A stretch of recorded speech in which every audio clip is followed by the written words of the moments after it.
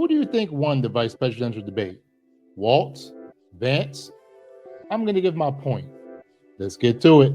Turning now to our wisest of all wise heads on all things political, our chief political analyst, John Dickerson. He also hosts the Daily Report with John Dickerson on CBS News 24. You got to keep the bar low, Tony. You are burbling fountain of all wise things. Please tell us, what were your takeaways last night? Well, it was a kind of basically everything. That Walz got caught in that little situation with Tiananmen Square. Oh, yeah, I forgot. I wasn't really there. I was there in China, but it was after the Tiananmen Square thing. So why would you say you was there in Tiananmen Square, homeboy? Why would you say that you was there? Like, come on now. You are the running mate of Kamala Harris. Y'all didn't say that, this might come up. You should have had a better response, homeboy. Thing that's been reported so far, it was civil, it was and that's notable mostly from JD Vance, because you look at who's running at the top of the ticket. So it's like you work for a boss who comes in and cut off jeans every day, and then guy comes in wearing a suit and tie, and you think, wow, it's like the old days. It's like it used to be, where people believed in the norms of civility. They debated. True, I'm not going to lie about that. That vice presidential debate was very civil. The one thing I don't like about these debates that has happened with Biden and Trump, Harris and Trump, and Vance and Walz is the fact that it's not in front of a live audience. Who in the world decided that this was a good idea? It's not COVID. It's not COVID. So you're telling me that we as American people should not get to see the crowd and get to find out how the crowd feels and stuff like that? No, that's wrong. We need to know how the crowd feels. Let's know what how they feel, how they galvanize the crowd and stuff like that. But it didn't happen. It didn't happen. In politics, that isn't to say that there wasn't a lot of traditional stuff that irritates people about politics, but it was so much different. One thing I can say is that JD Vance, he loved his wife. He loved his wife. I know.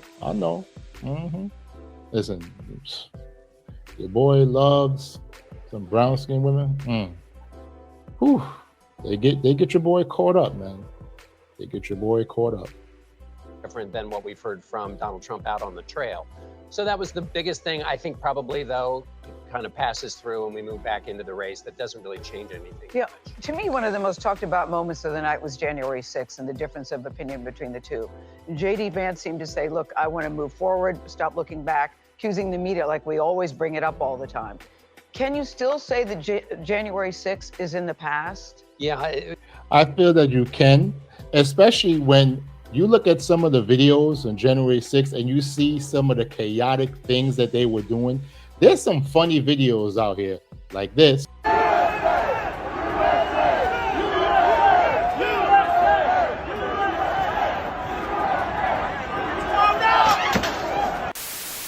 And the thing is that, yes, it did happen in the past. And yes, of course, they're going to keep bringing it up because Trump did not officially say that, hey, I lost, homeboy. You got me, Biden. That's it.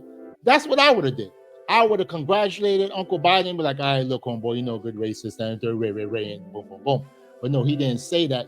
And that causes a lot of confusion because, you got some crazy people out there saying that Trump is still the president. And nah, we don't need that. He's not. He's running to be president again. And if you want the homeboy in, vote for him again.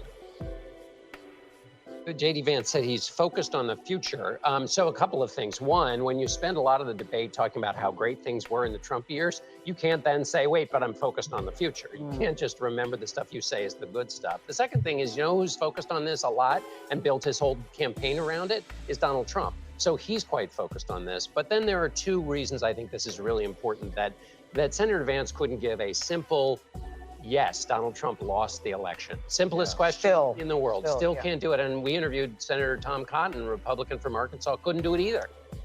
This is why it matters. Two things. When you talk to national security. I mean, that's you got to understand that. Politicians, that's what they do. They use a lot of word salad. They say that, they try to dance around questions and everything. And yes, he did dance around it. Right. But still, the one thing I would say about the debate was that they did respect each other. There was no little try to got you moments and stuff like that. like sensationalism that they want to see out here in, you know, today's fast-paced, I want to get you sucker type of world. No, what happened was that it was two politicians, seasoned politicians, who had a debate, who was civil. This reminds me of a 1925 type of gentleman's debate. Reginald, I disagree.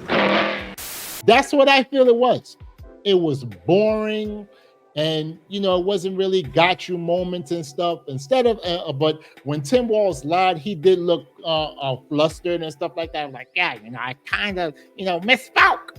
Nah, you didn't misspoke, homeboy. You know what you was going. You know what you said. The only problem was that now you running for the second biggest job in the country, and people are going to fact check you and look at all your records. They're gonna say, up. They're gonna say this, that, and the third, and you're gonna be like, oh man, damn, I'm caught. Security experts who are worried about violence around the next election. They say the biggest thing fueling the possibility for violence around the next election is the lie that Donald Trump won the last one. So that fuel is out there in real time now. And then when you look at the answers from Vance and Senator Cotton, democracy exists by. Let's look at what they pulled up here. See, this is where like pundits and stuff like that have to really think about this. Okay, what want to hear at the debate? This is among registered voters now. 86% of registered voters. So if you poll 1,000 people, 860 people say economic views. Then you got 76, which out of 1,000, 760 want immigration. What are you going to do? Common agreement. Everybody agrees that elections matter and that the votes should be counted, and that the power given to the people who win the election then allows you to make laws, and everybody will agree to that. If that agreement doesn't exist, you have violence. Well, that agreement only exists if everybody chooses to agree to it. So when you see Senator Vance and Senator Cotton making excuses, not saying easily that Donald Trump lost, they are creating room for the lie to keep living. This is not like a debate over tax cuts. This is about a fundamental idea of whether 81 million people should be disenfranchised because a guy didn't like that he lost. Who said that? Not me, but the Republican leaders in the House and Senate at the time, who said the lie from Donald Trump led to the violence. That's real and alive right now. It's not in the past. Yeah, that's what worries me, that's for sure. Thank you very much, Sean. Thank you. Listen, when it really comes down to it, all I want is for America to be great. I, as an independent, want to see the best candidate. In my opinion, both of them won and the American people lost. I'm still not convinced. I'm probably just going to wait till the Sunday of the election and make my decision to see who is the most idiotic person, and then don't vote for that person.